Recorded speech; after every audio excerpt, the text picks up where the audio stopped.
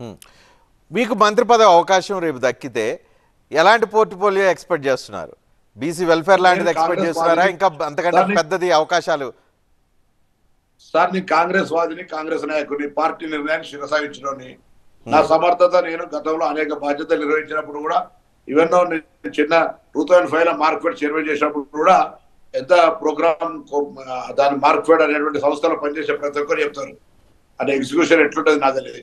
దాని parliament member కూడా నా కాన్స్టిట్యూన్సీ డెవలప్మెంట్ కావచ్చు తెలంగాణ. సో ఆ సమర్థతకు సంబంధించి నేను ప్రభుత్వంలో ముఖ్యమంత్రి గారికి ఉండే హక్కు ద్వారా పార్టీలో ఉండబడేటువంటి అంశం ద్వారా వాళ్ళు ఏ బాధ్యతలు ఇచ్చినా నేను తప్పకుండా సమర్థవంతంగా నిర్వహిస్తానని నమ్మకం నాకుంది, వాళ్ళకు కూడా ఉంది.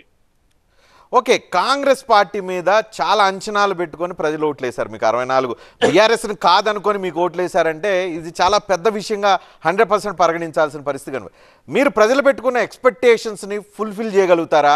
ప్రజల్ని సాటిస్ఫాక్టరీ లెవెల్లోకి తీసుకెళ్ళడానికి ఎంత సమయం కావాలి మీకు? సార్ ఇప్పుడు ఫస్ట్ అసలు డిస్కషన్ అంటే పబ్లిక్ కావచ్చు, ప్రజా సంఘాలు కావచ్చు, ప్రతిపక్షాలు కావచ్చు, జర్నలిస్టులు కావచ్చు, ఏ సంఘాలైనా కూడా కనీసం ప్రభుత్వానికి తమ ఆవేదన చెప్పుకోలేని పరిస్థితి ఉండే ఇప్పటి వరకు. ఇప్పుడు అది బంద్ అయిపోయి ఎవరైనా వాళ్ళ గ్రీవెన్స్ చెప్పుకునే అవకాశంతో 50% రిలీఫ్ వస్తుంది. నా దగ్గర ఇమీడియట్ గా పరిష్కరించగలిగేటువంటి అంశాన్ని ఒక నిమిషం కూడా జాప్యం చేయాల్సిన అవసరం లేదు.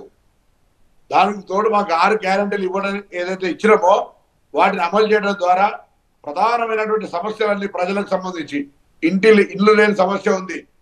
తెలంగాణ వస్తే మన జీవితాలు బాగుపడతాయి అనుకుంటే గుడిసెల్లో నివసించి కనీసం అట్లీస్ట్ ఓకే ఓనింట్లో ఉన్నా లేదా సింగిల్ బెడ్రూమ్ ఉన్నా అది గురించి నేను మాట్లాడతలే.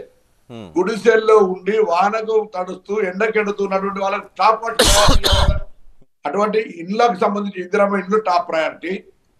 గ్యాస్ సిలిండర్ కావచ్చు, మహిళలకు ఆర్టీసీ బస్సు కావచ్చు, పెన్షన్ కు సంబంధించి కావచ్చు, ఉచిత 200 యూనిట్ల విద్యుత్ కావచ్చు, ఇవన్నీ కూడా కార్యక్రమాలు చేయడం ద్వారా ఒక కాంగ్రెస్ పట్ల విశ్వాసం పెరుగుతుంది. కాంగ్రెస్ పార్టీ ఎక్కడ చేసినా చేసింది.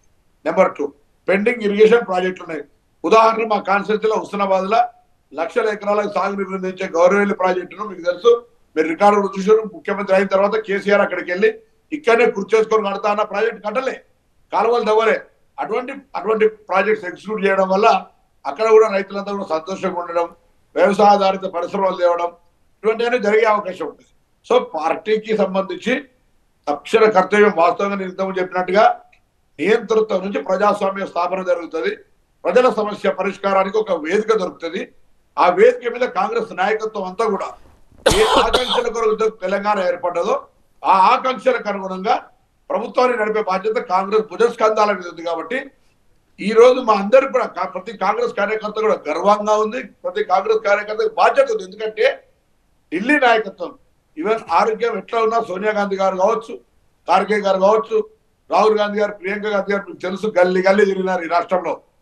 అటువంటి అంత కష్టపడి ఈ రాష్ట్రంలో అధికారం తేవడానికి వాళ్ళు మా మీద విశ్వాసం పెట్టినప్పుడు ప్రజలు కూడా వాళ్ళ మీద విశ్వాసం పెట్టి 10 సంవత్సరాల నియంతృత్వ ప్రభుత్వానికి వ్యతిరేకంగా ఓటేసి ఎన్ని ప్రలోభాలు పెట్టినా ఏం చేసినా మాకు ఇచ్చినటువంటి పరిస్థితి ఏదైతే ఉందో దాని ప్రకారంగా ఇలా కాంగ్రెస్ పార్టీ ప్రజల విశ్వాసాన్ని చురగొనే విధంగా కార్యాచరణ తీసుకోవద్దు.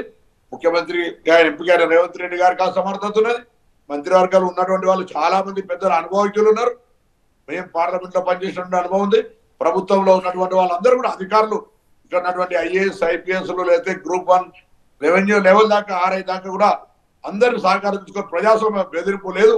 ప్రజాస్వామ్యంగా ప్రజలకు రావాల్సిన అంశాల లోపల అధికార యంత్రాంగాన్ని కూడా ఏదో అడుగులు వచ్చేటువంటి విషయం కాకుండా ప్రజా స్వేచ్ఛనిచ్చి ప్రేమతో పని చేయించి 10 గంటలు చేయాల్సిన అవసరం 2 గంటలు ఎక్కువ కష్టపడి ప్రజా సమస్యలు పరిష్కరించే బాధ్యత అధికారుల మీద ఉంది అనేటువంటి విధంగా మేము మా ప్రభుత్వం వ్యవహారం ఉండబోతుంది.